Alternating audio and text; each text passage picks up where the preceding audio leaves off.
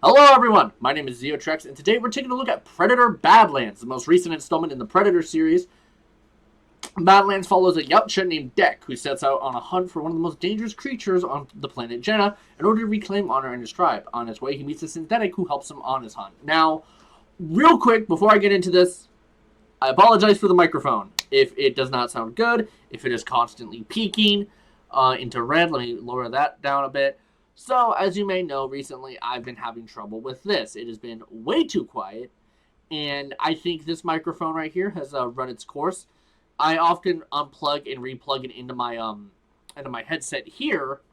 So yeah, I'm just kind of giving things a test here, and I'm gonna just be experimenting with different microphones. Maybe my dad has a spare microphone for me somewhere, but let's just get into this. So, Predator Badlands was yet again directed by Dan Trachtenberg, who did Prey and Killer of Killers. Real quick.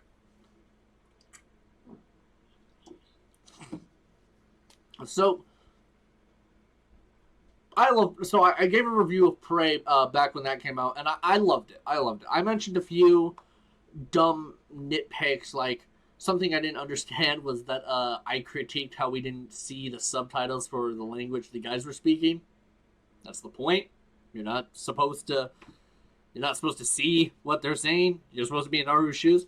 But I didn't do a review of Killer of Killers actually.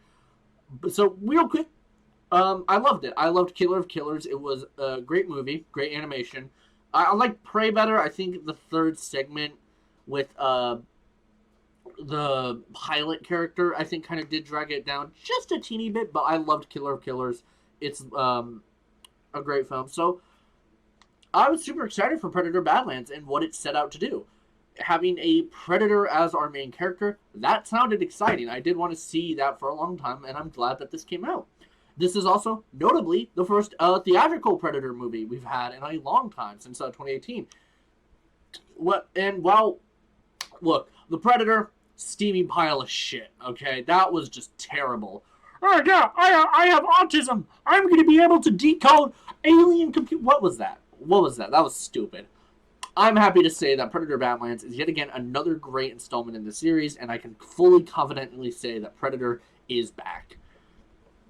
Ever since Prey, this film puts its foot down and says what we can look forward to on the series. And ever since Prey, these films have been on a consistently great basis. So my main praise is how it handles the Yautja character Dek. This is the first time in the series that we see that the Predator has the main focus. While they are usually the bad guys or the antagonists of the film, sometimes the AVP films they had I guess you could say they're protagonists in that film, in those films. Dek is our hero that we're supposed to be rooting for him, and root for him I did. I love Dek. D-E-K, Dek the Yautja. Get your mind out of the gutter. A major reason is how human they made him feel, and I've never had an issue with how humanized. I never had an issue with humanizing the Yautja because they've always been much more intelligent. They've always been. I'm trying to think how to say this. They've always had some sort of intelligence. You know, they walk around, they kind of plan. Like, these are humanoid creatures, and, I mean, they've talked before, like, in English, full English. Granted, it was copying people, but this really delivered on what I wanted to see, and that's how they really interact. Because, again, while they were humanized in previous films, I just realized those bulbs up there never changed. While they were... Come on. Give me a second. I have lights up here that I can control with my phone, so... There we go. Lighting's better. So... What was I going to say? While the Predators have, like I mentioned, they have always been humanized, they've been the antagonists, so you don't really get to see that much of them. You don't really get to see much of antagonists and stuff. And so... they're the characters that we're rooting for our heroes to take down. So we don't really get to see this more like calmer side to them. While like, okay, Dek hunts, but this time we get to see what he does outside of hunting. And for example, there's this little moment between him and his brother Quay where he gets his shoulder cannon fixed, and Quay, just slaps him on the shoulder. It's such a little moment, but that right there is a perfect example of what I'm talking about when it comes to the dynamic. And again, so they talk a lot in this film. So predators have always had the ability to make sounds such as the clicking, the clicking from their mandibles, that Peter Cullen voice, Optimus Prime, and can mimic speech, like how the Jungle Hunter mimicked Billy's laughing. I don't think it was until The Predator that we got to see them start talking in their own language. I'm overall fine with it, and you're going to need it in a film like this, and it kind of just adds a scale of epicness and immersion to the world. And speaking of world, the world building here is absolutely phenomenal. We go to this planet called Jenna, and we meet so many different creatures that are set out to kill him. This world is beautiful looking, and it has a much darker and duller color palette, but I think that's intentional. And you might not be a fan. I actually did like it, but there's times in which the natural beauty of the world just shows up. And what I mean by natural beauty is like the locations that they went to film on set for, they showed through, and it was one of my favorite parts of Prey. The long, natural showcases of the world, its beauty, its cinematography, and it shows itself here beautifully. There's a scene with Deck and Thelia, who I will get to here in a minute, just walking. And again, you can tell it's filmed on location. God, this would have been so beautiful to see in IMAX, but that's 50 minutes. That's for special occasions, like Superman. These long, sweeping shots, like, it's beautiful. And there's some digital enhancement, because it is an alien planet, but I love it. Now, let's get into Thelia. So Thelia is the synthetic, that's important, who landed on Jenna and helps Deck out. It's clear why she's in the movie in the first place, because she, the Predators, the movie is going to need a English-speaking surrogate for the audience, and while personally I would have been fine if the entire film was in Yautja, I was really worried she was going to get on my nerves at first, but no, she actually was really lovable and really fun. She yaps a lot, she does talk a lot, and I can see how that does annoy some people, but I like it, and I love the dynamic between her and Deck. She helps Deck a lot, and she helps him with feeling more human and sympathetic, and there's this really nice scene of them at the campfire. Now for the humor. Yes, humor. Predator movie with humor. It does dive into a bit of some comedy, but it's charming in like a subtle, natural way. That's a fun thing to say, is that this movie about an alien hunter is natural feeling. They come across this little monkey thing called Bud, and she provides some comedy just by being there. I like her. She's cute. The humor was never too much. It was charming, and it helped add to the characters and what the story was. The action is fantastic. We get these big, great set pieces. For example, there's Deck trying to fight this like rhino thing, but it's in a grass field that's literally made out of glass. So that's where we meet Bud. I liked that. And they also fight this tree star thing. I'm trying to think. The final set piece was pretty good. Overall, again, another thing I want to say about this film is there's a lack of Predator staples that don't really ruin the movie, but more so kind of just like, that's interesting. Deck doesn't use thermal vision. He did in one scene, but he doesn't really use it throughout the film. Deck doesn't have thermal vision. He doesn't have a cloak, which is a part of the movie. There's a reason why. He doesn't use a shoulder cannon that much. Hell, he doesn't even do the whole spine ripping thing. Yeah, there's a lot of Predator staples that are just missing in here, but it makes sense. So, another thing about this movie that I want to give another praise for is Weyland-Yutani, the company from Alien. It's so natural is a big keyword.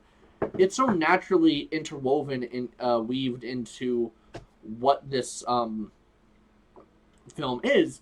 If you didn't know it was from Alien, it could just be in this movie. They never mentioned anything about Alien. And yeah, xenomorphs are never mentioned. Yeah, that's pretty much it. There's no xenomorphs in this film at all. Nada. No I'm trying to cut down.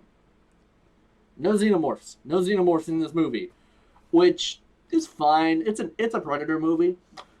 But the fact that we do have Weyland-Yutani established in this film does kind of just silently say, yeah, we're gonna do Alien versus Predator at one point, and I want to watch Alien Romulus now. Trust me, I do. I really want to watch it. Again, it's just nonchalantly in a Predator film. The Alien company is in a Predator film. This does lead to a continuity issue, though, if you technically think about it. This movie is set to be in the furthest of both timelines. Like, this right now is the current state of... This is the current timeline of where the Alien and Predators. This is after Alien Earth. This is after Killers. This is, like, way after, like, everything. So, Weyland-Yutani technically shouldn't exist anymore because they didn't exist in Resurrection. And if this takes place after Resurrection, yeah, no, it shouldn't exist. But if we are going to erase Resurrection, I'm fine with that. Fuck that movie. The movie sucked. So, yeah. I fucking hate Resurrection so much. So, yeah. Again, I'm going to get into a spoiler thing here, but let's just wrap this up. Predator Badlands is another great installment in this franchise after the series really struggled a bit from Predator 2 to the AVP films to The Predator. It's great that this series is going on strong, and it's all thanks to Dan Trachtenberg. I hope he continues directing these films. I hope to see I hope we see a follow-up to Killer of Killers, right? I hope that we get a sequel to Prey. There's a lot that you can take this franchise in, but there's definitely a clear direction on where we're going to go. There's a clear direction on where we're going to go after this film, but for now, I'm going to give Predator Badlands a 10 out of 10. And yes, that's right, I am doing a number grading. I'm going to switch things up a bit. I don't think I think my normal grading is a bit flawed in some aspects. I think number grading like that is much more specific on what it can, but yeah, Badlands gets a 10 out of 10. So, let's talk about some... That's not that. Let's get into spoilers about this film.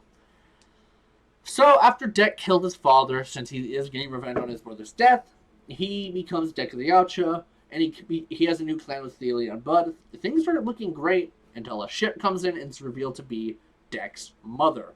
A Badlands sequel is 100% going to happen, especially since it is doing really well at the box office, by the way, which I love to hear. Doing great commercially and critically. We're definitely getting that Badlands sequel. I'm so excited for it. And if this is 100% going to be about Deck's mother, dude, that's the first time we're going to see a female Yautja on screen. From what I understand about female Yautja, they're a lot deadlier, a lot more skillful and intimidating than male Yautja. Again, they're not in Predator. They've never been in a movie. They've been in the game, I think, Hunting Grounds. I don't remember that. But yeah, I'm just excited to see where this goes. And oh wait, another thing I want to talk about. So in the movie, Thelia, no, it wasn't the campfire. It was after they left Bud.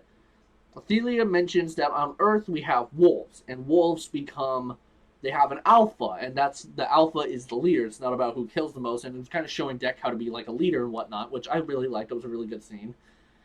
And in this, okay, so later in the movie, Deck starts calling himself Wolf. This, and you could chalk it up to just being a coincidence, but there is... I just wanted to talk about this. There is another thing about Deck. So part of why he's no, that's actually different.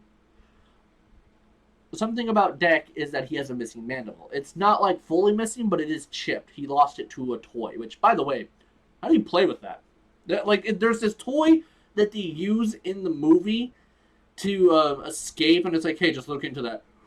Blows his head off. He's like, that's a toy? Yautja toy. How do you play with that? You lost your mandible to that, dude. I'm curious to hear about that. But yes, he has a missing mandible, but he also calls himself Wolf. I do think this is a reference, but not a full-on connection, to Wolf from AVP Requiem. Hey, let's do an impersonation of that movie real quick. I have lights. It'll work. But, yeah, I say it's just like a reference because I don't think Deck is meant to be Wolf. I think Dan Trachtenberg did deconfirm it because I was curious about this. Who else saw that? And also, Wolf has a different missing mandible. Deck is missing his mandible here, whereas Wolf is missing it here. So, I don't know. I wanted to point that out. That was interesting. I'm curious. I thought that the alien ship was going to be the samurai and pilot from Killer of Killers. Yeah. Speaking of Killer of Killers, I want to see a Killer of Killers too. It was mentioned that they wanted to do Predator versus Nazis, which I would love to see. You know, who could be mad about that?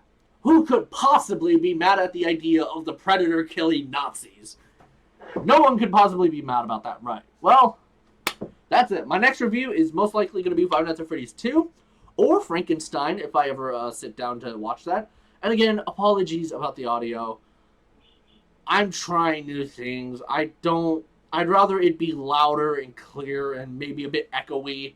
Maybe not the best and super quiet and you just can't hear it. So I'm going to see how the audio goes. Let me know how you guys feel about it. I mean, the audio there was fine. It's just kind of uncomfortable to use. I'm finding new ways, y'all. Until then, let the hunt go on. Dun dun dun dun dun dun dun dun dun dun.